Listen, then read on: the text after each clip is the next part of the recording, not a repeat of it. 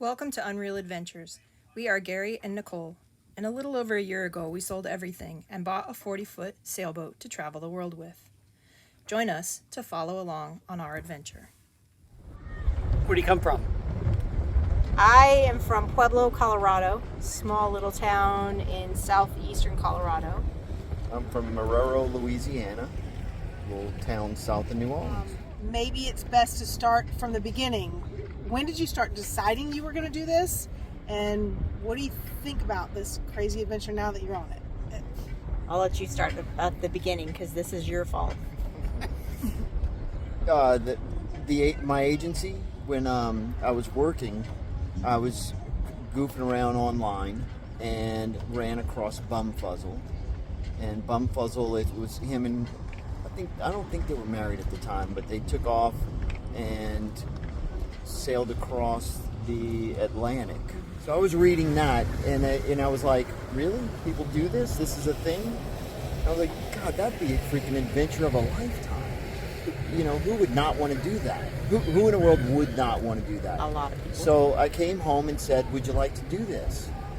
No. What'd you say? I said no. And How long ago was this? I can't even swim. I can't swim. I get seasick. That was. I grew up in a landlocked state, and you want me to freaking travel around the world on a boat? Like, no.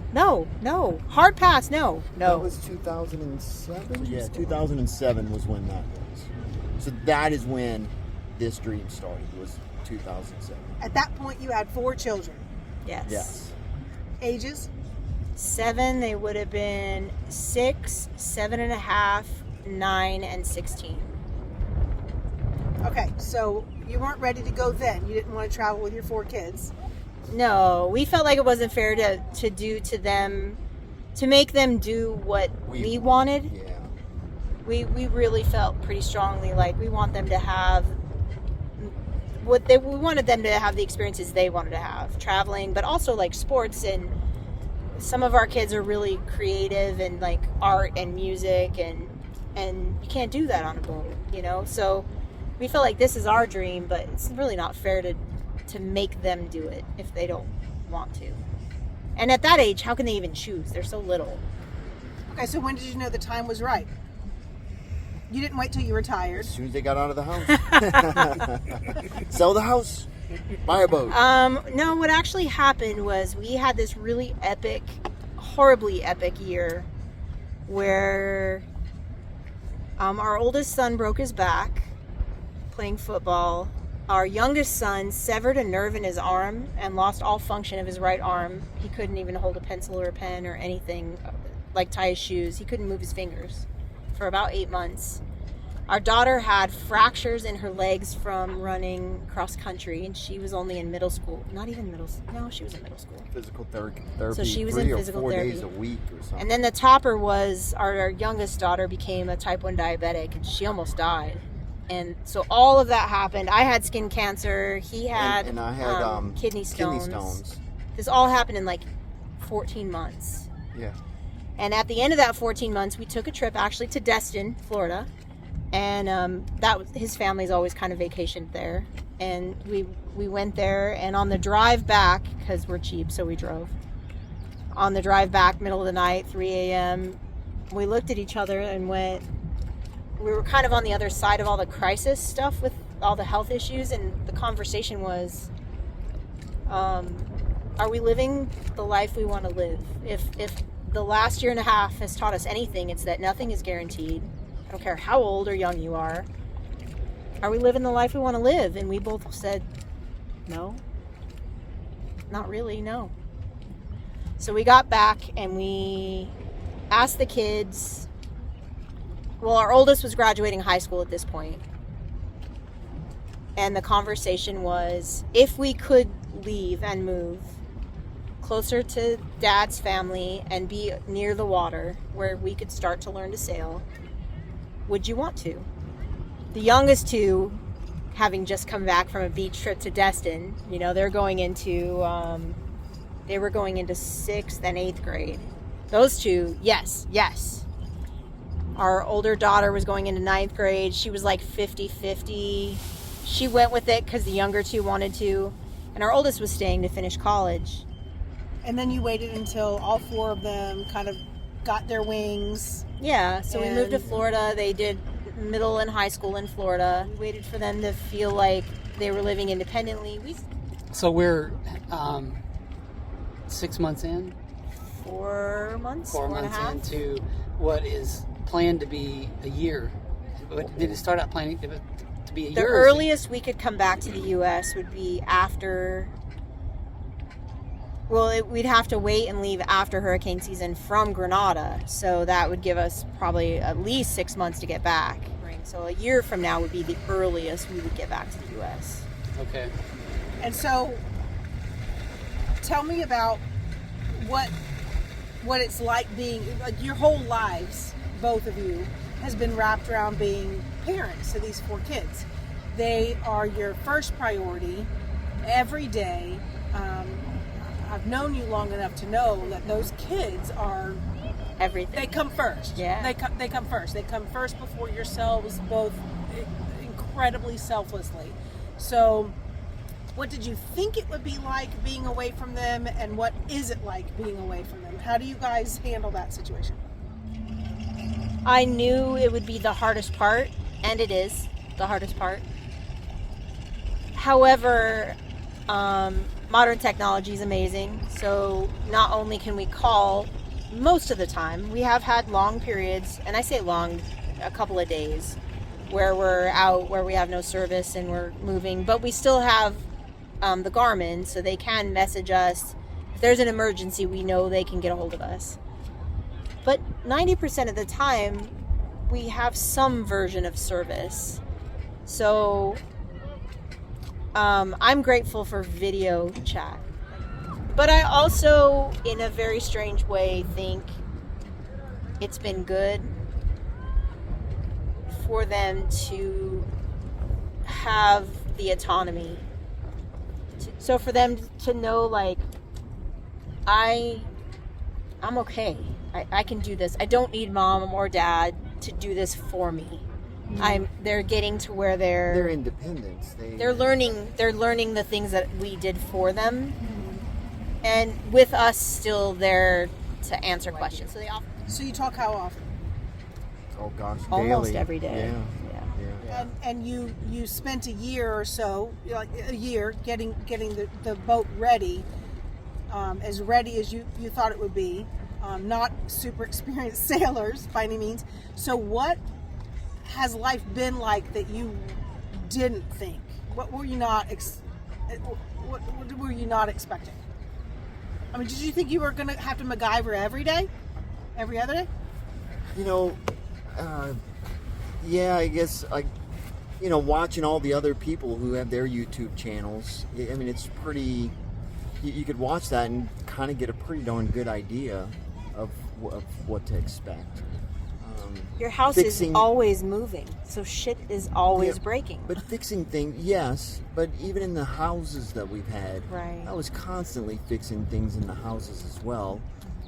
So, in on here, that year before we left, rebuilt the windlass. We did a lot to this boat.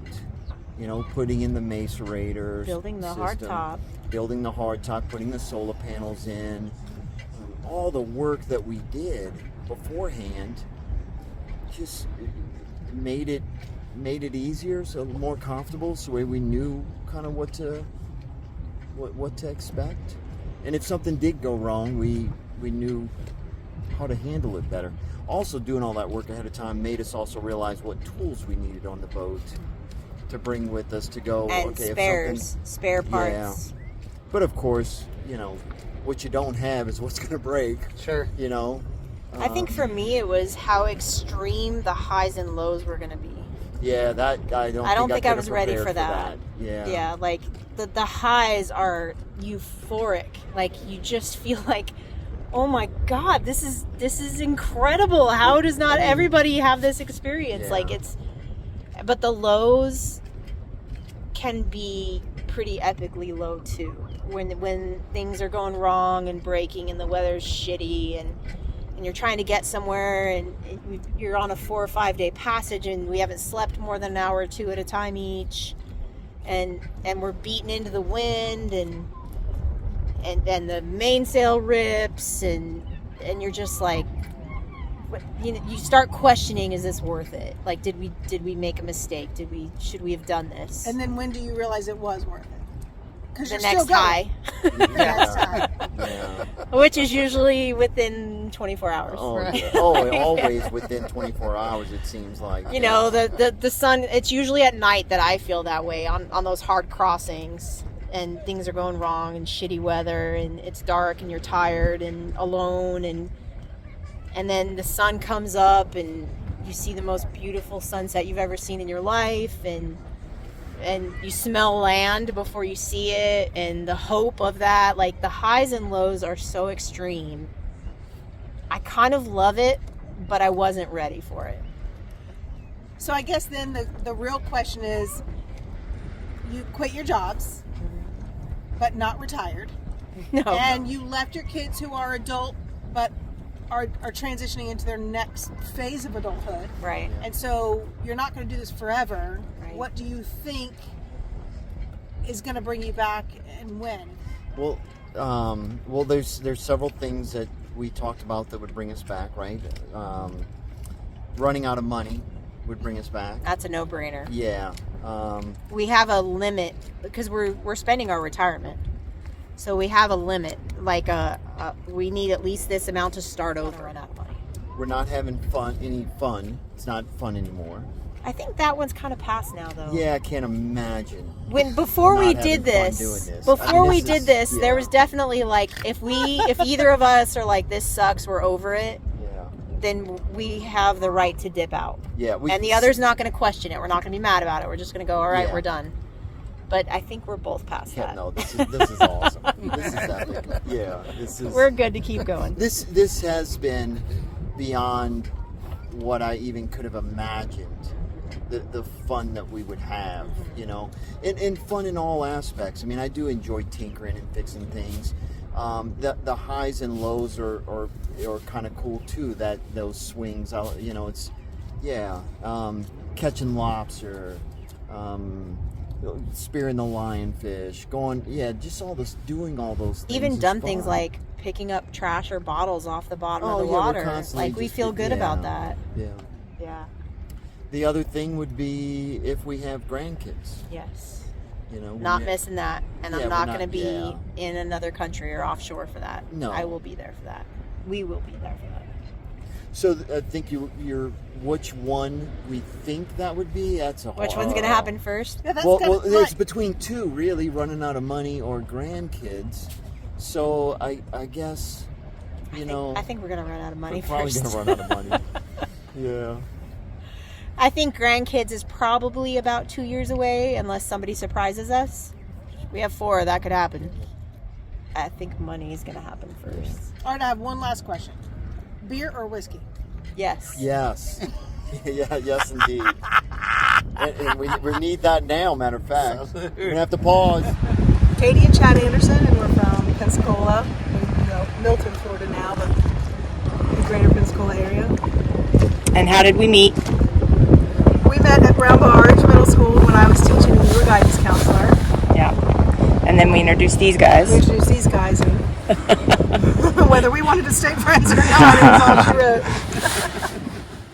So I know we talked about this quite a bit actually the other night, but when we told you guys we were doing this, like, we're quitting our jobs, we're buying a boat, we're selling our house, leaving the kids, what was your thoughts on that? Thanks for hiring me as your realtor was the first one. No doubt, right? I don't know. I think we went through a period of like, wow, I can't believe they're doing that, to like, there's no fucking way they're doing this. They're not leaving. This is just impossible. No one ever really does this. They talk about it, but no one ever really does it. So, yeah, I think there was definitely a period of like, and then y'all successively, things would drop off, and you're like, huh, okay. All right, well, they're getting really serious now. They bought a boat. And You know? And then Gary quit his job, and I was like, well, clearly they're out of here. Check. Yeah. That was the last check for sure when he quit his Yeah. Well, job. we saw obstacles along the way that were bumps in the road that delayed things, and there was a part of us that were like, I wonder if this will be what makes them say it's just too much, and we're leaving the kids, and there's too much to leave behind. But the whole time we were rooting for you. So Oh, there was Yeah. never a moment that we were like, those guys can't do it. No, That 'cause wasn't it at all. Selfishly, we knew we were like, hey, we're going to hit them up for a trip. Yeah, right. Yeah. Or two or three. Yeah. As Yep. many as we can fit in. Please make it happen. Yeah. Right. So before you came on this trip, what were your expectations? What did you think this was going to be like? Well, we like adventurous trips, so we've done stuff a little bit like this, and we knew kind of what to expect, but we never did it for very long. It was only a few days, and we both sailed before, and we've been on sailboats, so we knew that it was going to be roughing it, to say the least. You know what I mean? Other than that, though, we don't usually do things with expectations. We knew we were just ready Yeah. to be all in. We Yeah. couldn't wait to just have a 10-day adventure with you and be all in, and Absolutely. that was 10 days, right amount of time? Too short, too long? Well, it's always too short. You know, 'cause, like we were talking about earlier, without all joking aside, I'd just keep going with you guys. Like you'd have to just go get off the boat. you'd have to. I kind of said, just because, and you even said it took you a while to get used to it. I could see myself wanting to go home, take a shower, live in modern world for 2 nights, and then I'm ready to get back on. Beyond my expectations, I didn't know how comfortable it would be with all of us on the boat at the same time. But we all just get along so well. It worked out so great. I mean, we seem to kind of know how each other functions Right. as couples. But and we really everything. know how each other It functions. just flowed really well. Especially when we Yes. started drinking. It was. Yeah. That always makes things flow. Right? Right? I can see how if people aren't as aware of each other, how that and in tune with each other and kind of knowing how to dance around each other, I can see how 10 days would be too long for you or for them. Yeah. But So for real, each of you separately, the worst part of the trip, the part you Watching Chad climb the mast? Ooh, Okay. yeah, that Yeah, did give that you made some my- anxiety. That's a little nerve it wracking. made my stomach upset. Yep. Yeah, you weren't smiling during that. Yeah, I don't know. I mean, it's probably just fishing related stuff. I really did blow a lot of shots out there that I probably could have caught fish and should have caught fish on a couple of tries, and that was kind of terrible. Other than that, the only uncomfortable thing about the whole thing is you're always sort of wet. You're always Yeah. very humid, so you don't get that comfort that you get at home in that environment. So that's tough to get used to. All right, so the opposite, the best, like you're just like, oh my God, that moment was the best part of the trip.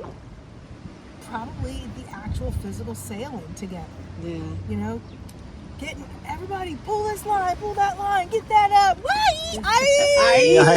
Yeah. Like those moments, like an exact moment. I don't. Yeah, I don't know that there's an exact moment. I think that there's a culmination of there's a lot of magical moments out here. It's all so new and it's just so interesting and cool that all those little magical moments you kind of find yourself itching yourself. Well, What's the best part for me? Yeah. We all got to build our relationships even more and build our friendships and talk in an area where it's not like, oh, you've got an hour during your lunch break, or oh, you're just hanging out for one dinner and drinks. We really got to dive into family and friends and what are you doing next and what's your past look like and what have been scary moments in your life. And so I think all of our conversations and relationship building with this backdrop was pretty amazing. Yeah, that's for sure. I'm gonna ask, what do you think other people should know about this lifestyle that you guys learned during the experience? Like if they're talking about it, thinking about it, dreaming about it, what should they know for real now that you've done it? To visit as a visit or as a doing this like you guys do it? Doing it like we do it. Because you guys pretty much got in there the last 10 days. I mean, we had trouble with the bathroom, we had mechanical issues. That's You an have easy to one be- for me. yeah, go ahead. It's physical. It's very physical. Yeah. There's nothing about this that isn't physical. You're always moving constantly. Yeah. And you have to be ready to let go of your modern conveniences and be okay with that and have a positive attitude.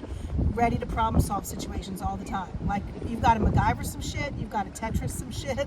You know, like, you have to go in it with that kind of attitude. That's funny because the whole trip we talked about Tetris and we talked about boat yoga. Yeah. Yeah. And those are the two things you guys said. We just came up with nicknames for it. Yeah. All right, last question. I mean, what do you want to say? What would you this is probably going to go on our channel at some point. What would you want to tell everybody? You'll see us again on another one of these. Yeah. That's what I would say is you're not done with us. It's a bucket list trip for me. Like, I've been wanting to do this for a long time. So yeah. Awesome. That day when you saw all 3 fish in the same day. Yeah. Oh, I yeah. heard you. What was I it? heard you coming up to the boat, and I was inside the boat, and I heard Chad go, I don't think you used the word vibrating, but you were like, I'm like shaking, like vibrating. I'm so excited. Yeah, for sure. That was pretty cool. Tarpon, bonefish, and permit. All in that same In angle. one day, he saw him, yeah. Yep. That was pretty cool. So I guess what we can say is thank you. Yeah, Of course. Like, what we Yeah. can I'm say so glad is- you guys came. It was Yeah. nice for us to have Oh, friends on the yes. boat. Yes. Like, we enjoy it, but there are times where I'm like, a girlfriend would be nice. Like, I just want somebody to talk to when he's not in the mood, which is rare.